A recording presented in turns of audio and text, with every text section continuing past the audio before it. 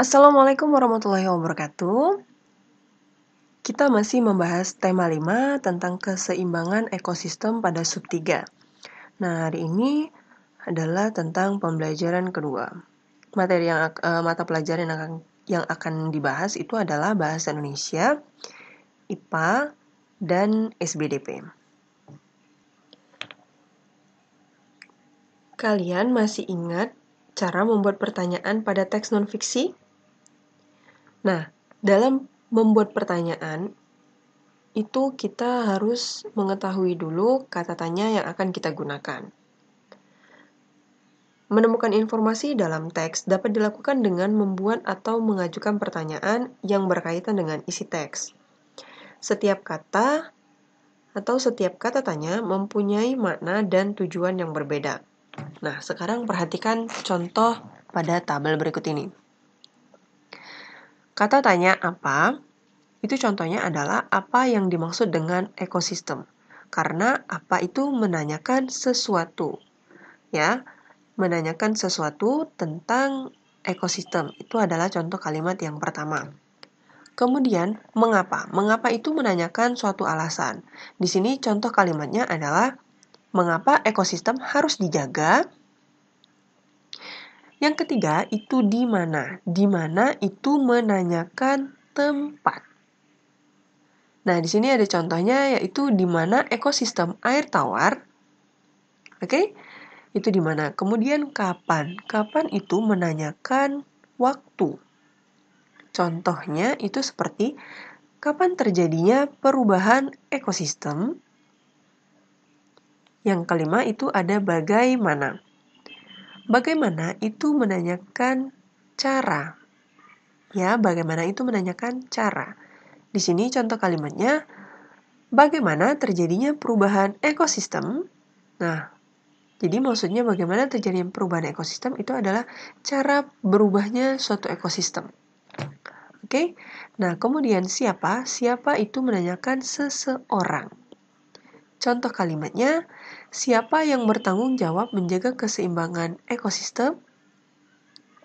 Nah, itu adalah arti dari kata tanya dan contoh kalimat dalam setiap kata tanyanya. Pasti kalian sudah sangat memahami tentang penggunaan kata tanya berdasarkan teks non-fiksi yang akan kalian baca. Nah, sekarang agar kalian lebih memahami, mari kita sama-sama membaca teks non-fiksi yang akan ditampilkan. Nah, di sini ada teks non-fiksi tentang serangan hama tikus. Pertengahan tahun 2013 menjadi tahun yang kurang menguntungkan bagi para petani di Kabupaten Banyuwangi, Jawa Timur. Saat itu, para petani harus mengalami kerugian besar akibat serangan hama tikus di sawah-sawah mereka. Tikus-tikus itu memakan habis tanaman dan bulir padi yang siap panen di persawahan. Para petani di Banyuwangi sudah berusaha membasmi hama tikus di sawah-sawah mereka. Namun, semua yang dilakukan berujung kegagalan. Menurut petani di sana, serangan hama tahun itu lebih besar dari tahun sebelumnya. Meskipun sudah dibasmi, jumlah tikus itu tidak terlalu banyak berkurang, bahkan semakin bertambah. Dalam rantai makanan di ekosistem sawah, padi merupakan produsen sekaligus sumber makanan bagi tikus. Tikus merupakan makanan bagi ular sawah di ekosistem sawah. Jika salah satunya tidak ada, keseimbangan ekosistem sawah akan terganggu. Namun, merebaknya serangan hama tikus di persawahan di Banyuwangi merupakan salah satu dampak ketidakseimbangan ekosistem sawah. Secara alami, ular sawah merupakan predator tikus sekaligus pembasmi tikus di ekosistem sawah. Berkurangnya populasi ular sawah di persawahan di Banyuwangi inilah yang menyebabkan hama tikus semakin bertambah. Populasi ular sawah berkurang karena maraknya pemburuan ular menyebabkan hama tikus maraknya pemburuan ular oleh manusia untuk dijual. Semakin berkurangnya ular sawah di persawahan, semakin banyak pula hama tikus yang menyerang persawahan sehingga membuat komponen ekosistem sawah tidak seimbang. Nah, jadi berikut adalah teks non-fiksi yang berjudul Serangan Hama Tikus. Agar kalian lebih memahami, bisa kalian baca berulang-ulang teks tersebut. Nah, tugasnya adalah dari bacaan teks non-fiksi tentang serangan hama tikus tadi, kalian buat satu pertanyaan dari bacaan yang sudah kalian baca, kemudian kalian tuliskan di kolom komentar. Ingat ya, hanya satu pertanyaan, tanpa jawaban. Nanti dari pertanyaan itu akan Bu Putri bahas pada grup Telegram. Ini adalah tugas bahasa Indonesia. Ingat ya, kalian hanya membuatkan satu pertanyaan dari bacaan tadi tentang serangan hama tikus, kemudian kalian tuliskan di kolom komentar. Setiap orang harus memiliki pertanyaan yang beda. Jika pertanyaannya sama, maka akan Bu Putri hapus.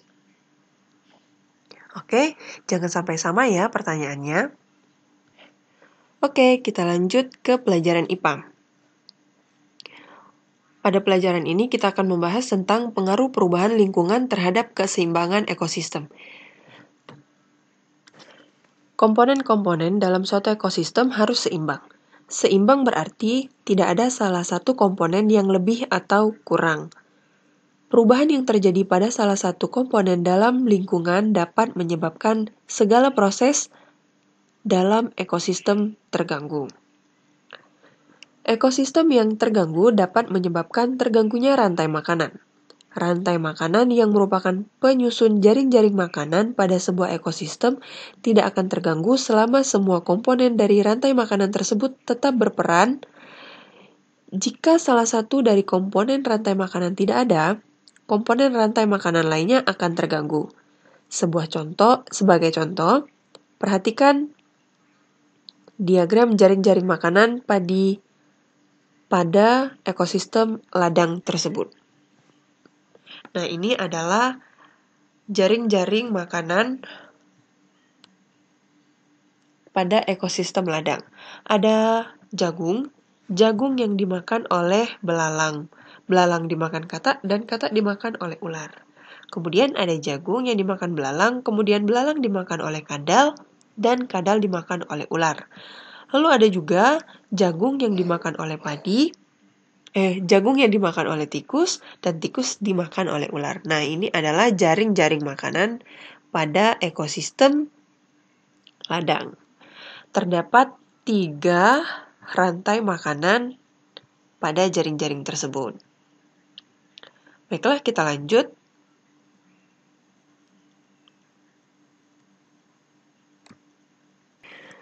Seperti bacaan tadi, pada bacaan serangan hama tikus, itu adalah salah satu contoh dari tidak seimbangnya suatu ekosistem. Ya kan? Seperti contoh hewan dalam jaring-jaring makanan, ular, ya kan? Tadi ular. Nah, di dalam jaring-jaring makanan tersebut, ular berperan sebagai konsumen tingkat 2 sekaligus konsumen tingkat 3. Jadi, populasi ular tersebut terus menurun dalam ekosistem tersebut, akibatnya kehilangan habitat atau pemburuan liar.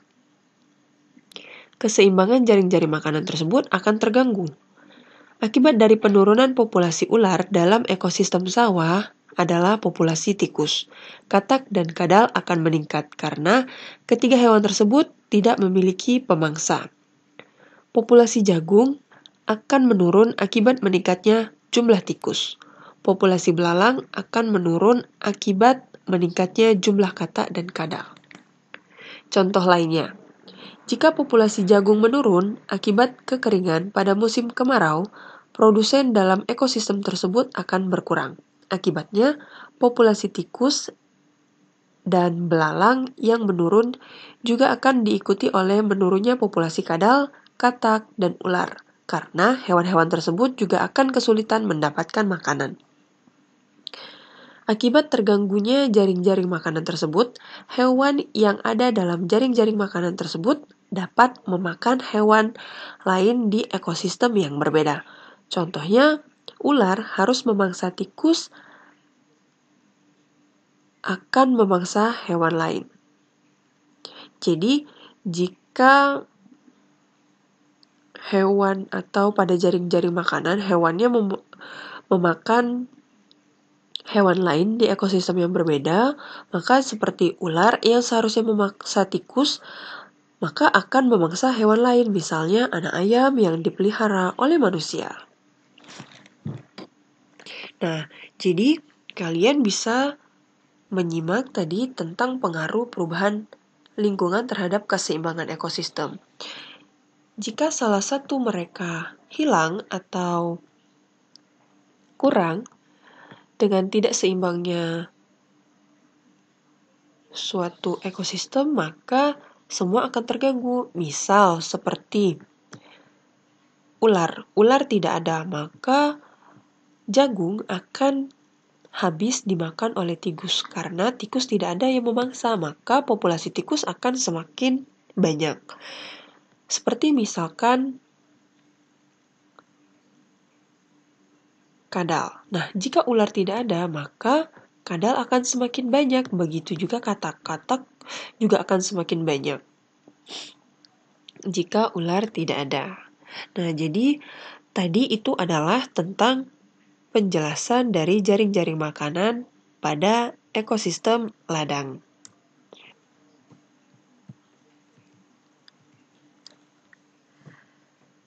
Nah, tadi kita sudah belajar tentang jaring-jaring makanan atau pengaruh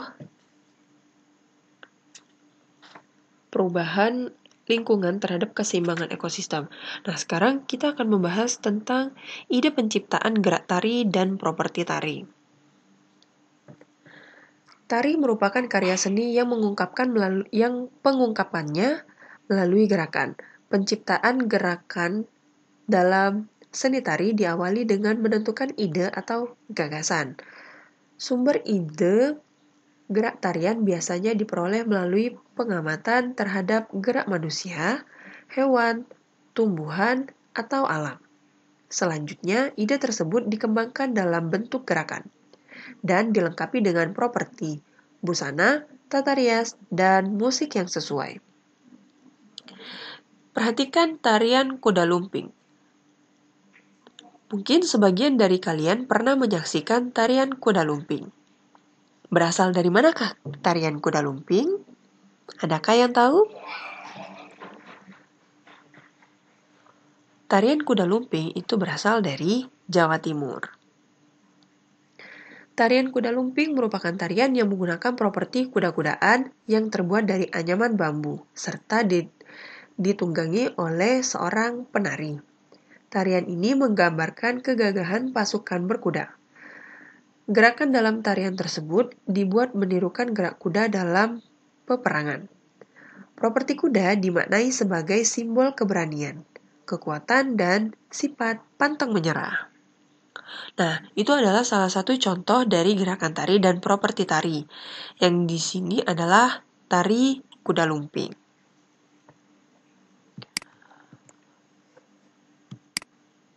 Nah, untuk setiap daerah itu memiliki tarian daerah masing-masing. Tentu kalian punya daerah kan? Nah, sekarang kalian coba jawab pertanyaan tersebut dan kalian tuliskan di buku latihan kalian masing-masing. Pertanyaan pertama itu adalah apa yang kamu ketahui tentang properti tari? Maka kalian jelaskan apa yang kalian ketahui tentang properti tari. Oke? Kemudian yang kedua itu adalah fungsi properti tari dalam sebuah tarian. Jadi kalian jelaskan apa fungsi properti tari dalam sebuah tarian. Dan yang ketiga itu adalah kalian sebutkan tarian daerah kalian.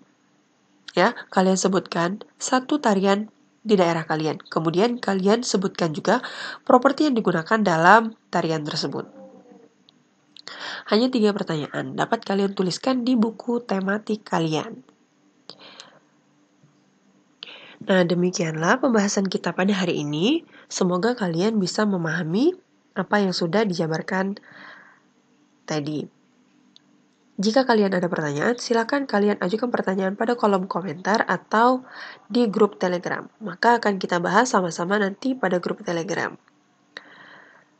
Demikianlah pembelajaran kita hari ini. Tetap semangat dan selalu jaga kesehatan. Bu Putri tutup. Wassalamualaikum warahmatullahi wabarakatuh.